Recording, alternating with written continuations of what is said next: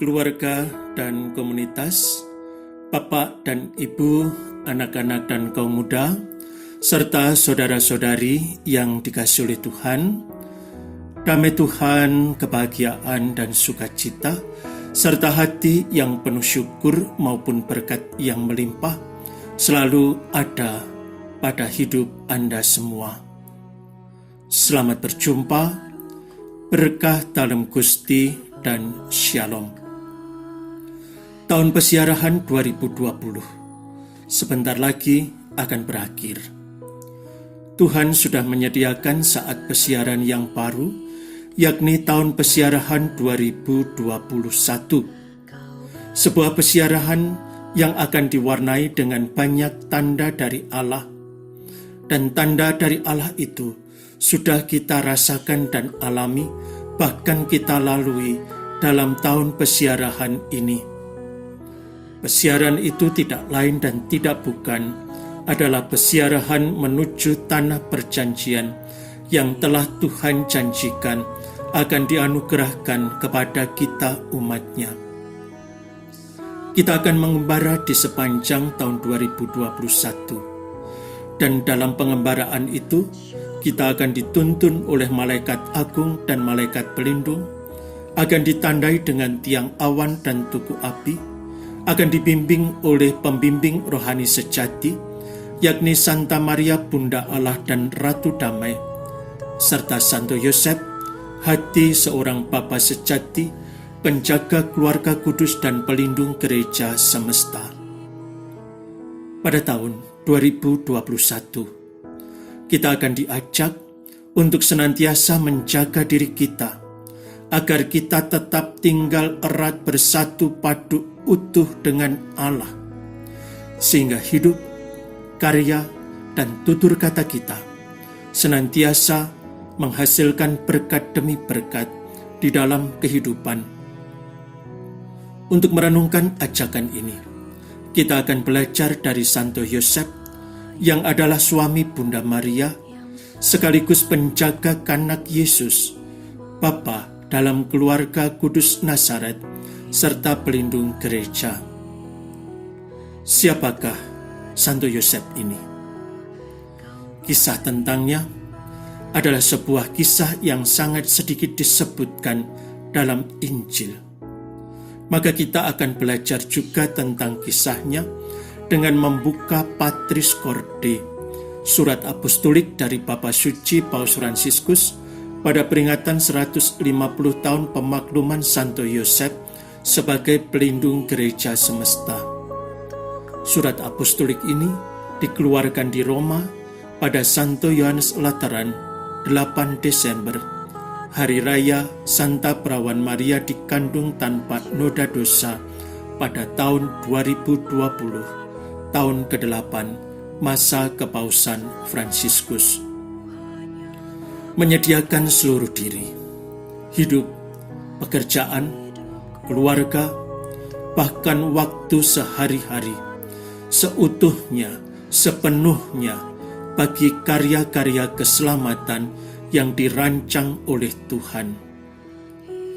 Nampaknya, keputusan nurani dan sikap hati, serta gerak batin yang bebas yang seperti ini adalah gampang, lagi sederhana, tidak perlu terlalu berat membebani pikiran maupun hidup. Apakah benar demikian adanya yang terjadi pada diri Santo Yosef dengan pengalaman-pengalaman rohani sehari-harinya yang real dan aktual? Korban diri dan persembahan dari hati yang tulus. Santo Yosef menjadikan hidupnya sebagai sebuah pelayanan luhur dan suci, yakni sebuah pengorbanan kepada misteri inkarnasi Allah sekaligus misi penebusan manusia. Ia menempatkan dirinya untuk melayani seluruh rencana karya keselamatan yang dikehendaki oleh Allah.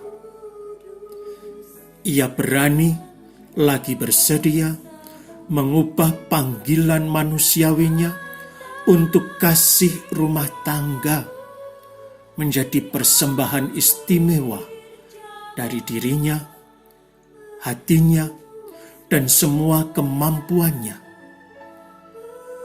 Suatu kasih yang ditempatkan pada pelayanan bagi Mesias yang bertumbuh kembang di rumahnya.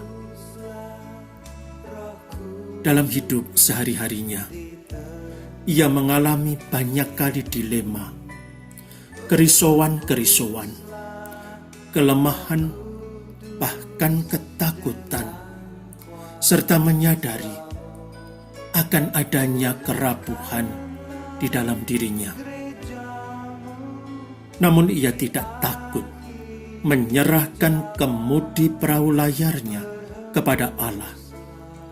Ini karena ia mendasari semuanya itu dalam iman bahwa Allah juga dapat bekerja dan bertindak melalui ketakutan, kerapuhan, dan kelemahannya. Melalui keterbatasan dirinya dalam melayani seluruh rencana karya keselamatan itu, Santo Yosef percaya bahwa terjadilah kehendak Allah, sejarah dan rencana agungnya. Terlalu sering kita berpikir bahwa Allah hanya mengandalkan bagian diri kita yang baik dan berhasil. Sementara pada kenyataannya, kebanyakan rencananya terpenuhi dalam kelemahan kita. Dan meskipun seperti itu adanya,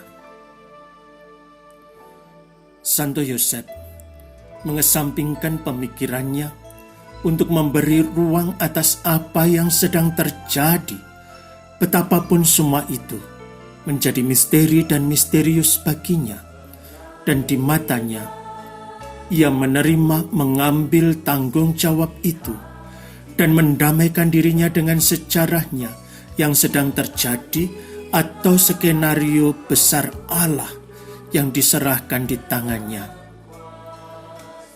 Jalan rohani yang ditunjukkan Santo Yosef kepada kita bukanlah jalan yang menjelaskan, tetapi jalan yang menerima.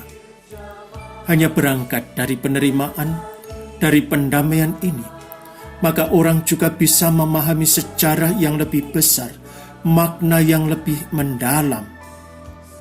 Maka Santo Yosef bukanlah orang yang mundur dengan pasif.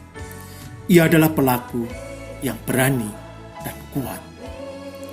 Penerimaan adalah jalan yang melaluinya karunia kekuatan yang diberikan Roh Kudus kepada kita diwujudkan dalam hidup kita.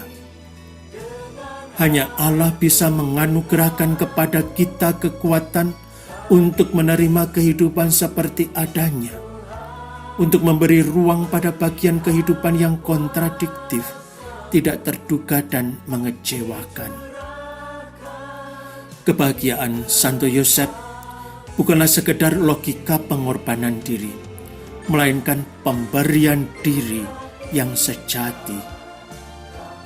Orang tidak pernah melihat sikap frustrasi pada diri Santo Yosef, tetapi suatu kepercayaan diri sebagai seorang beriman yang taat pada rencana kehendak Tuhan dan percaya akan kebaikan dari kehendak Tuhan itu ketika terjadi di dalam kehidupan sehari-hari. Sikap diamnya yang teguh tidak berisi keluhan-keluhan, tetapi selalu merupakan sikap penuh kepercayaan, sikap pribadi beriman.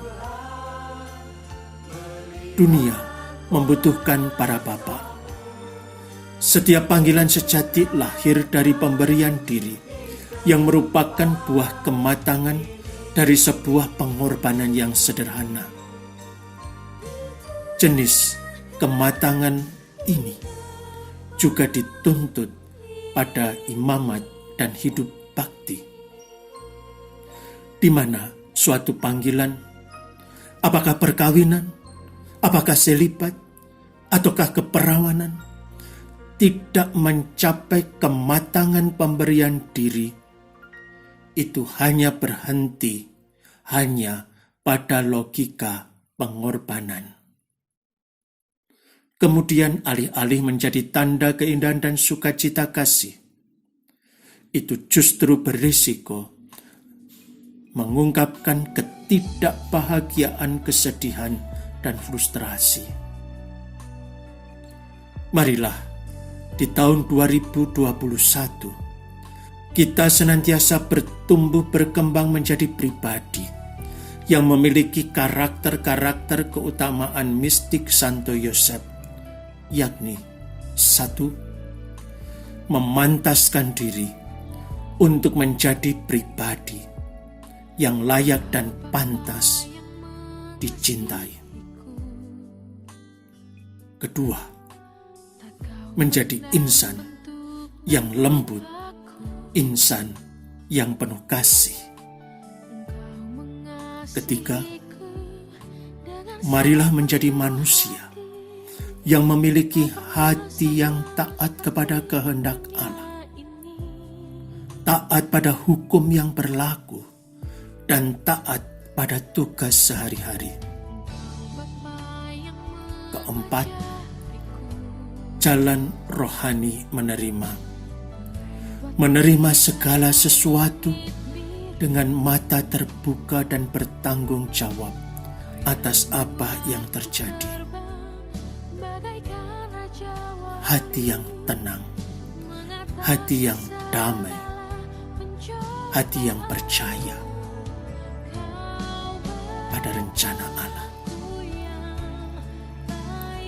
5. Memiliki keberanian yang kreatif yang semakin menggerakkan dinamika hidup untuk saling mencinta. Keenam, menjadi pribadi yang bekerja, apapun pekerjaannya, bekerja sama dengan Allah sendiri, menjadi pencipta-pencipta kecil dunia di sekeliling kita. Pekerjaan Santo Yosef mengingatkan kita bahwa Allah sendiri dengan menjadikan manusia tidak meremehkan pekerjaan. 7.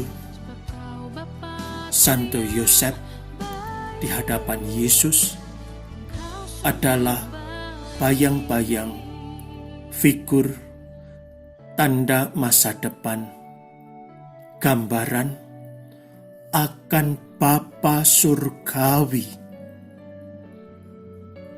yang menjaga, melindungi, tidak pernah meninggalkan, bahkan selalu menyertai, mengikuti langkah-langkah hidup kita.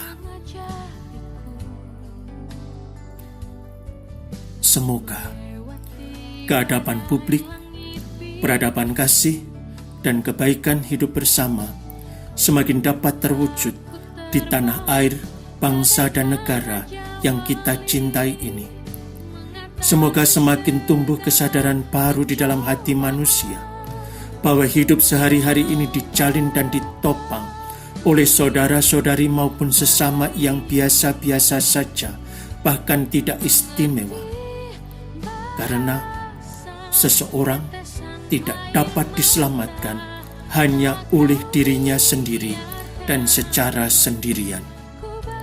Semoga semakin banyak orang bersedia untuk banyak berlatih kesabaran setiap hari dan menanamkan harapan dengan berupaya untuk tidak menebar kepanikan, tetapi tanggung jawab bersama.